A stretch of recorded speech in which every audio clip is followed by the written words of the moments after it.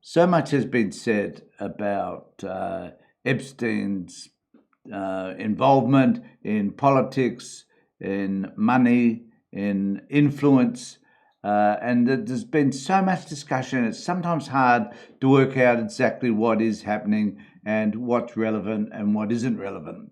And I won't go into Donald Trump's involvement in all of this and what it means in terms of Trump being as guilty as sin as an alleged pedophile. But what I was interested in was the rest is politics reference to this, and particularly Rory Stewart's description of this network, which is Epstein's world, and how he influenced other people. And so I'm going to play this clip for you because I think it is the best explanation I can think of or I've come across in terms of what Epstein was able to do. Now, it's a few minutes long, bear with me, but if you are interested in what's happening in this incredible Epstein world, this is a really good, crystal clear example, or explanation, I should say, as to actually what was happening. So I'm going to play this clip for you because, as I said, I think it probably presents as the best explanation for this. So bear with me, and it'll help us to understand exactly what this world was like and how he was able to influence other people around him, important, powerful people. So here's the explanation from The Rest is Politics. States, and you've worked in the kind of charitable sector trying to get these very, very wealthy people to give you money.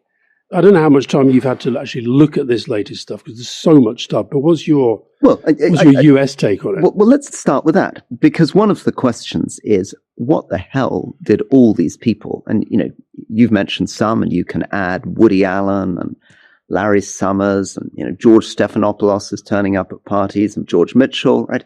So what are they all doing? Right? How do they all get dragged in? I was thinking about this, and I do know, partly because when I was fundraising initially at Harvard and charities and many other things, I saw a little bit of this world. And the first thing is that somebody like Epstein is able to network by leveraging money and contacts. Yeah. And in the case of Epstein, this is an evil man who is also simultaneously trafficking and abusing vulnerable underage girls. But the bigger story actually applies to many, many, many of these people, their ability to create these networks. So what actually happens at Epstein's parties? Number one, let's take Larry Summers. So Larry Summers is somebody I know reasonably well. He was the president of Harvard. Also a cabinet minister. And a cabinet was secretary of the Treasury, under Bill Clinton. So really big figure, and was the chairman of OpenAI most recently. He's just had to resign because of Epstein. So what happens there? Well, first thing is Epstein is somebody who's giving money to Harvard, gives $8 million to Harvard. So one of the things these universities do, they're perpetually fundraising. For anyone running a charity, they're always short of money. So someone comes to you and they'll say, listen, you've got to meet this guy, Jeffrey Epstein. He's extraordinary. He could give you $8 million like that if he wanted to. Come along to the dinner party meeting. Right? Number two, it turns out Larry Summers is raising money for his wife's small charity. So now we have the university, which is professional. We have the wife. Number three, Epstein is giving him dating advice. So the texts going back and forth are Larry saying, I went out for dinner with this girl, but she hasn't been back in touch with me for a few days. And Epstein's writing back saying, don't worry about it, Larry. Play hard to get. She's pretending she's going out with a biker, but really you'll get back in. With other ones, these billionaires, he's giving them apparently medical advice on their sexually transmitted diseases. With a wealthy Emirati who owns a huge global company, that's just a man called Sultan Ahmed bin Suleim, they're sharing pornographic videos with each other. They're sharing sick jokes, so guys going out in Dubai, and Epstein's like, no girl in Dubai is safe tonight. But they're also trading endless micro favors. So Sultan bin Abu Salim will say, I'm going to the Trump inauguration. Can you arrange for Trump to shake my hand? And Epstein's a friend of Trump's, right? Then Epstein will get back and say, I have another sexually transmitted disease. Say I have a Russian woman who There's a lot of Russian women in who I want to be trained as a masseur. Can you arrange for him to be trained in a hotel in Turkey? Then he will get in touch with a Turkish billionaire who owns a huge hotel chain, who says, no problem, I'll make it happen. Now, If you break down all the things that I've mentioned in my last sort of 2-minute rant, there are so many different things going on there. There's professional fundraising, there's personal fundraising, there's business connections, there's political introductions, right? Now, add to this, he also will invite Nobel Prize winners to dinner. He will put 21 physicists on a private island with him in order to discuss the future of gravity. You go to a dinner at his house and you've got Nobel Prize winners on one side and you've got film stars on the other. And then he does another trick. I'm going to stop doing this, but I just want to sort of explain the way that someone like this works, right? He now becomes the guy who, if you want to know what's happening in British politics, he's got Mandelson on speed dial. If you want to know what's happening in Israeli politics, Ehud Barak is staying in his house. He's got insight into what's happening in Russia. He's also offering his services, it strikes me, to the Russians in how to deal with Trump. Offering services to Russians, how to deal with Trump. And then there are all these Russian girls. So there's a very interesting question of intelligence connections with Russia, with other intelligence agencies around the world, because he's the perfect agent of influence for an intelligence agency, because he can compromise people, he can blackmail people, he knows everybody. He's also moving their money around. So let's imagine you were a big American investment bank. Like JP Morgan. Like JP Morgan, which actually incidentally has settled separately with Epstein's victims for other stuff. But let's not get specific on JP Morgan. Generally, the structure is like this. Somebody contacts you. They could be from a country that's on the edge of being sanctioned, or there could be some questions about where their money came from. You facilitate with the American Investment Bank to open an account for them. You provide tax sheltering advice so that the person putting the money in doesn't get too involved. Then in return, you help the bank get inside information on how to change banking regulation in another country.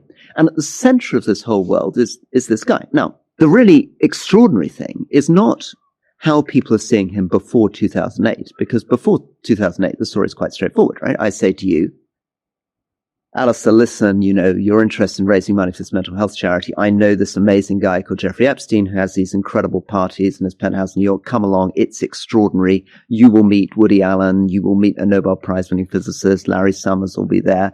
He'll write a check for you. Oh, and listen, if you are late for a football match, he's got a private plane and he'll fix it to get you there, right? But then he's sent to jail. He's sent to jail for trafficking. And the extraordinary thing is that then after 2008, Mandelson continues to stay with him. Summers. A lot of these people that we've mentioned, very, very well-known people, continue to go to his parties. Including people like Howard Lutnick, current Commerce Secretary, who has made a big thing about how he and his wife were disgusted by this guy way back when. But now we see the email saying, can we come to the island? Can we hang out? Elon Musk endlessly trying to hang out with him. Steve Bannon trying to get his plane.